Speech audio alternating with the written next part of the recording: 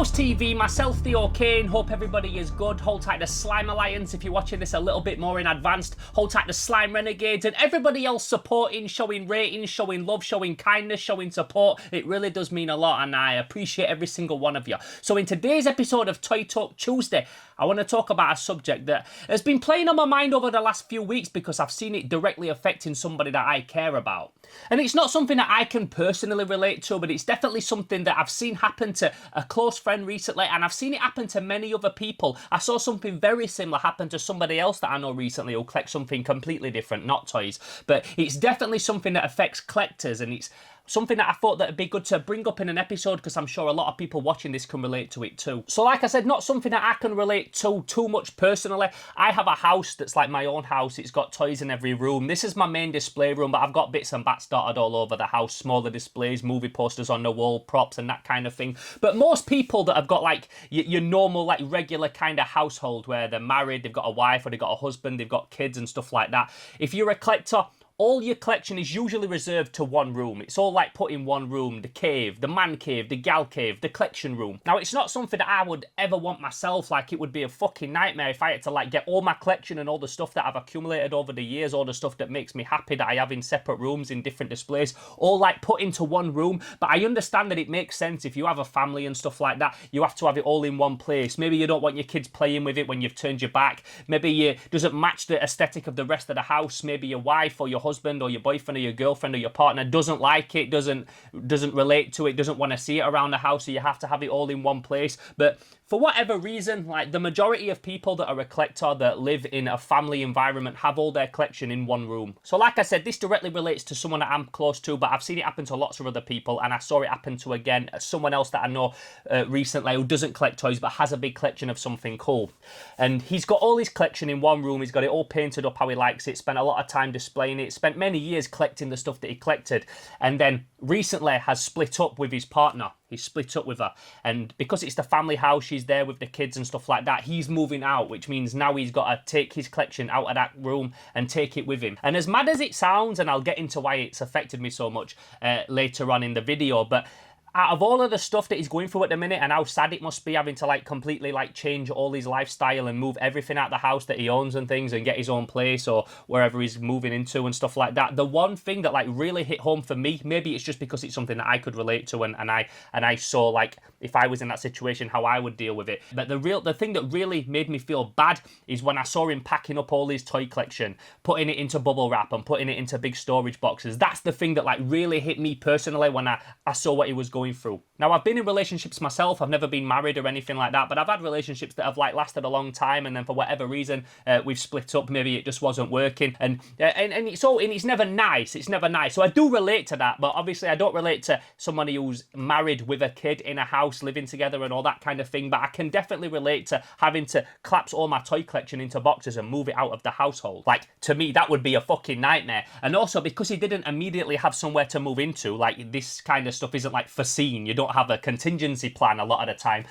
He's had to move in with a family member who has a small house with just a small room for him to stay. So like he's got all his stuff like either crammed in that room or in his van or whatever, or like they found space at this house, but it's not displayed anymore. And this is a guy who like spent time decorating all this toy room, putting all glass cabinets in it, laying it all out really nice, had it like really perfect, took lots of pictures of it and things like that, and was really proud of what he'd achieved with this room and what he'd put in there and how he'd set it all up. And then like overnight almost, he has to collapse it all, wrap it all up in bubble wrap, put it in boxes and move it all out of the house. And I'm also under no impression that when you break up with someone, whether it's the guy that moves out or the girl that moves out, even if you're not a collector of anything, you've still got a lot of stuff, you've still got a lot of possessions, you've still got all your life that you've got to move out of the house and pack up into the car. But like if you've got that and then on top of it something that's like super fucking precious to you that you've spent years working on building up and you've spent years getting it displayed in the way that you like it to look, and then having to take that all down and move out of the house and put it somewhere in like a little storage unit or something like that, that it's just like an added horrible experience on top of what is already a real shit situation. And you've also got to think that like as a collector, whether you're a toy collector or a collector of anything, Like having all your stuff displayed in a dope room in cabinets looking nice like a museum, for me personally, and the toy collectors that I know and the collectors of other things that I know, and I think the general population of collectors, the end game, the end goal is to have all that shit displayed looking nice. Like that's the end goal, to have it all displayed, right? And I suppose it is probably hard for anybody on the outside looking in that's not a collector of anything to like truly understand how horrible it must be. You must obviously have an understanding of that it must be shit, but like just knowing how horrible it must be to have to collapse all your collection, because it sounds really extreme, but in many ways it's this stuff that keeps us fucking sane. Like for many people, looking at their collection is a little bit of a security blanket for many different reasons. Like number one, even if we think of it like purely financial, having this stuff, having a collection of stuff that you've collected over years that's gone up in value, there's always that security blanket that like, yo, if all else fails, I can sell some stuff and there's always a bit of money there. If like you need to pay medical bills or something like that, you've always got something there that you can sell to pay for things. It's always that. You don't want to think of it like that. You don't want to sell this stuff. But if there's ever like a real fucking horrible life situation that you have to pay for, somebody dies that you're close to and you've got to pay for the funeral and they had no money or they left you with debt or something like that, you've always got like a little bit of a security blanket. For whatever reason, having a little bit of money there, having a little bit of a security there financially is always comforting. And so having a toy collection, looking at it, there's always that aspect for some people. There's also that thing where there's a sense of achievement when you see your collection. If you're somebody that's like maybe never really achieved what you wanted to in life, but you've got your toy collection, you can always take a step back, look at it and think, you know what, even if I never achieved anything else, I built this collection from nothing. I went out and I hunted it down, and I remember that time when I got that one figure there and I swooped in before someone else and I got it and it's worth a lot of money now, or it's really rare now, or I picked this up when it wasn't really that sought after and now everybody wants one, and I've got the comfort knowing that I got mine years ago. You might be a collector of retro games and you're like, do you know what, I completed this entire collection. It took me 8 years to get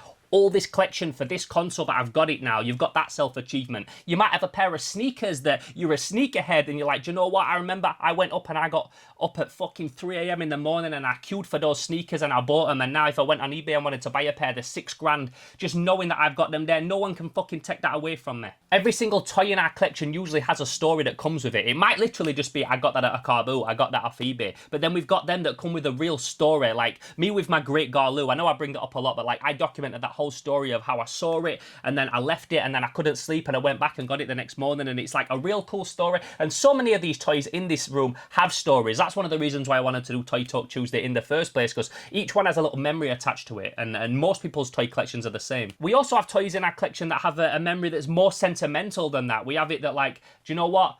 A family member bought me that toy, a loved one bought me that toy, and they're no longer here anymore. And I remember when they brought me that as a kid and they bought it me, and having that there is not only like nostalgic, but it's a connection to somebody that is no longer with us that we fucking loved. And we also have stuff in our collections, and I can relate to this one personally, that we had as a kid, and then when we got a bit older into our teenage years, we sold it all. We sold all our toys, or we sold certain ones and things like that because we wanted money to buy teenage stuff, whatever shit we spent money on as teenagers. And then when you get a bit older, it's like you buy it back because you owe it to your younger self to like, yo, do you know what? I'm sorry, little version of Theo. I'm sorry that I sold that toy that gave you so much fucking joy as a kid, and I just sold it one day without thinking about it. And buying it back almost feels like you've done like a full circle thing. We can also look at our toy collection and it's all displayed neat and nice, and we can see like order and unification in a world that's like so fucking chaotic and messy and stressful for so many people. We can look at our toy collection and see fucking peace. It gives us zen. It gives us that zen feeling. And to have to take all that collection down that gives you so much joy and fulfillment in life and pack it all into boxes and shove it out of the way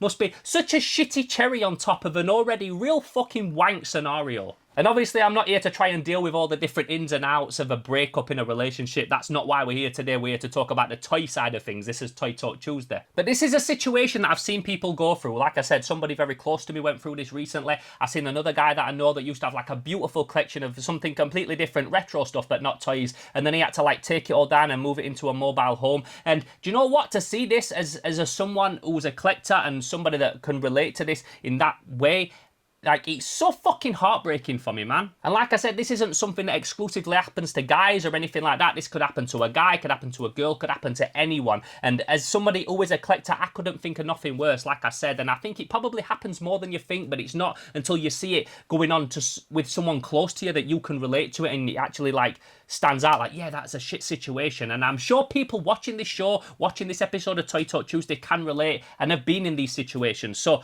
as always, I want to know what your thoughts are on this subject. Have you been in a similar situation to this? How did you come out of the other side of it? And like I always say on this channel, Toy Talk Tuesdays especially, this is not just a channel for me to floss my collection and review toys and things like that and promote my own shit. This is a community of collectors where I like to hear your opinions on stuff, even if it's different to mine. I like to hear about your scenarios and how you got out of it. And somebody else might see one of those comments that's currently going through a situation that's similar, and it might really help them get through it. It might give them a little bit of hope. And I'm sure even if you can't relate to this particular situation, like directly, there's going to be times that you've been in a shit situation and toys have been a nice focus, been a nice thing to take your mind off it. I know for a fact if I'm going through a shit situation, I can get some of my toys out that's in storage, I can put the weapons with them, I can have a little sort out, I can have a little hunt round for any extra bits I need to complete a set. Going out toy hunting is also a great way to refresh my mind and blank out everything else that's going on. Some people go through these situations and they sell all the fucking collection. Don't ever do that unless you really fucking need to. So many people go through, I mean, I don't like to tell people how to live a life and give advice, but in my experience, when I've had friends and I've known people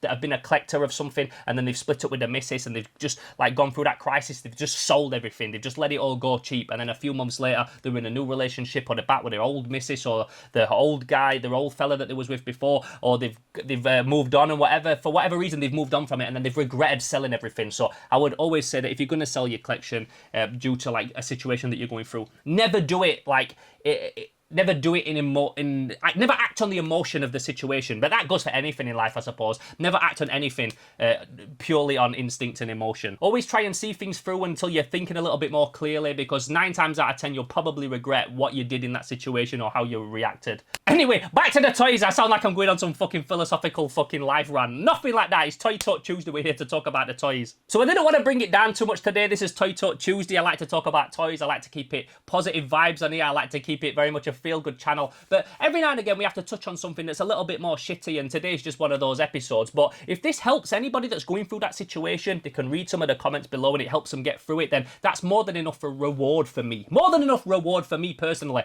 So if you've been through a situation like that, please let me know in the comments below and let me know how you got through it. Maybe you're going through it at the minute and you want someone to reach out to. Other collectors in the community in the comments below might be able to offer you a little bit of advice that helps you. But we're all toy collectors, we're all brothers, we're all sisters, we're all very much kindred spirits, and even if we don't collect toys but we collect something else, we all understand that same mind frame that we've all got, and if we can help each other, then that's just another benefit of having a Toy Talk Tuesday channel. So if you enjoyed this video today, if it made you feel something, if you came away from it feeling a little bit different, feeling a bit more positive, or feeling like you could offer a little bit of help to somebody else going through that situation, then please don't forget to give this video a like. And if you haven't already, subscribe to the channel. We do one of these episodes every single Tuesday, Toy Talk Tuesday. They're always very different. Sometimes it's just me talking to camera like this, addressing a situation. Sometimes I'll do a toy review. Sometimes I'll break an old toy open and try and make it work and get it and fix it up and put batteries in it. Who knows? It's Toy Talk Tuesday, and we're limited to only one word, toy, and we always discuss toys on a Tuesday. So if you like this, I've got lots of these episodes. I've also got a ton of other stuff,